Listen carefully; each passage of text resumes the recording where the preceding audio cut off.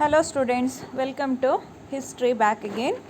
Now we are going to study second lesson, Historiography, Indian Tradition. Already in our first lesson, we have studied saying that how exactly Westerners gave importance for different kinds of aspects of a human being's life in historiography. So now what about our Indian historiography? That's what we are going to learn in this lesson, where we are knowing our own tradition. 2.1 Tradition of Indian historiography. 2.2 Indian historiography, various ideological frameworks. Let us discuss in detail. 2.1 Tradition of Indian historiography.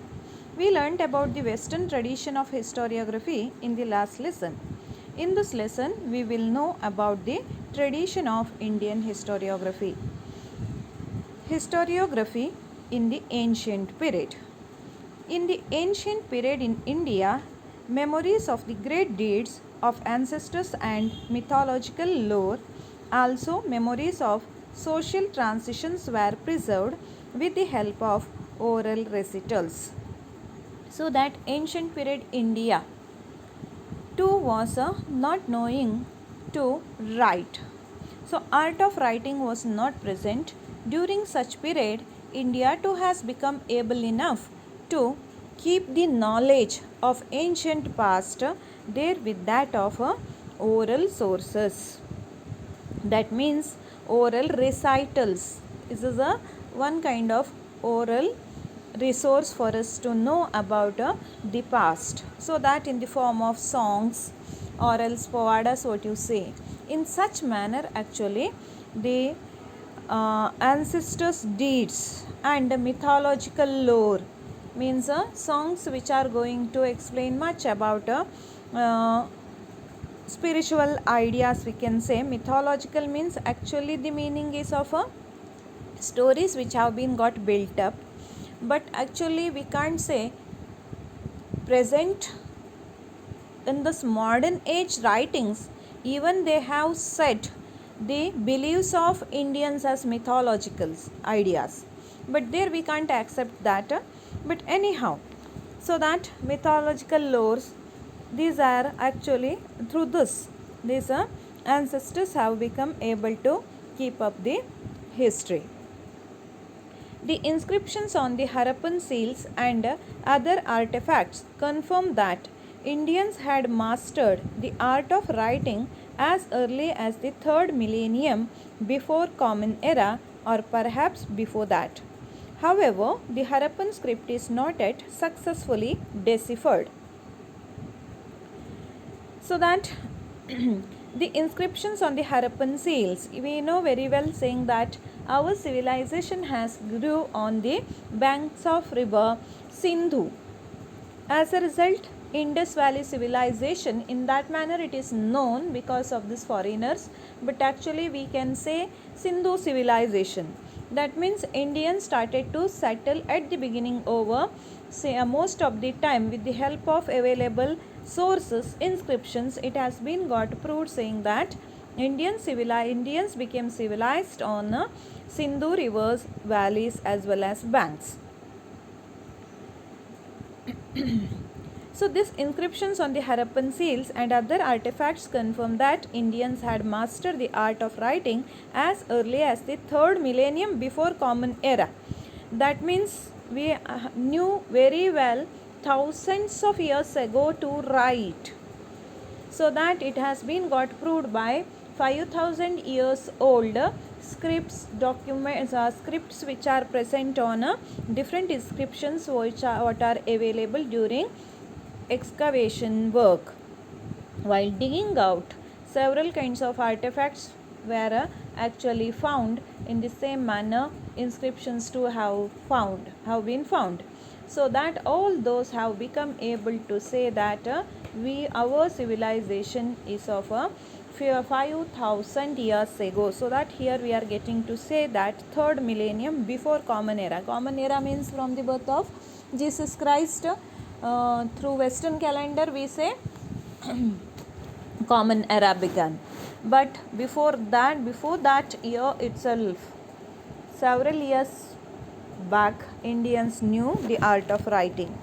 But what has happened here? Harappan inscriptions are having the writings, but the writings have not become able to be read. So that a lot even now is not properly read about Indians and Indian knowledge what our ancestors had. The earliest known written documents of historical nature found in India are in the form of inscriptions. They are dated to the 3rd century before Common Era. Now, in the Common Era, we are living in 2021. So that for that 2021 plus 300 years we have to add. These many years back, they are dated to the 3rd century before Common Era, that is Emperor Ashoka Maurya's time. Excuse me. His edicts are inscribed on natural rocks and stone pillars. So that quite past Indians knew the art of writing. Inscriptions found here and there have proved that, and even Ashoka, the Mauryan ruler, Emperor Ashoka, during his time too, the edicts are inscribed on natural rocks and stone pillars, and from the pillar of Saranath, which has been got built during Ashoka's period, from which we have taken our emblem of the nation. That means during that time itself they knew the art of writing. That's what has become provable here. From the 1st century Common Era, inscriptions begin to occur on coins, metal images and sculptures, and also on copper plates. That means 1st century onwards, means Common Era here after the birth of Jesus, we can say. That means 2021 years ago. From there people started to print images on metals, means embossing way. Next to that, coins, sculpture works, means carving over rocks or else wood, all such kind of, and even copper plates over which they started to write. They provide important historical information. We get to know about the dates of various kings, dynasties, dynastic genealogies, territorial extent and import and administration of various empires and kingdoms, and also important political events, social organization, climate, famines, etc. of the respective time. So that as people started to write on metals, rocks or else stones and even wood, helped us to know about the various dynasties of kings. Next to that, their genealogy, that means the family tree, which is going to tell us about the generations of a king. Next to that, territorial extent, till where the rulers have extended their empire, administration of theirs, and next to that social organizations which are working, climate of the period. Next to that, different kinds of calamities which have occurred. All such kind of things have become able to be known with the help of this such kind of writings which people started. The ancient Indian literature, including the epics of Ramayana and Mahabharata, Puranas, Jain and Buddhist texts, historical accounts by Indian authors, and also travelogues by foreign travelers are important sources of history.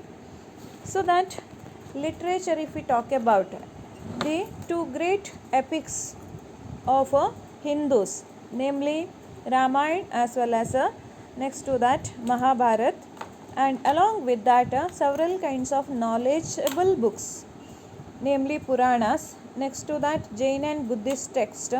Next, historical accounts by Indian authors, and the travelogues written by travelers, means writings from by the foreign travelers have become important source of history here in our nation.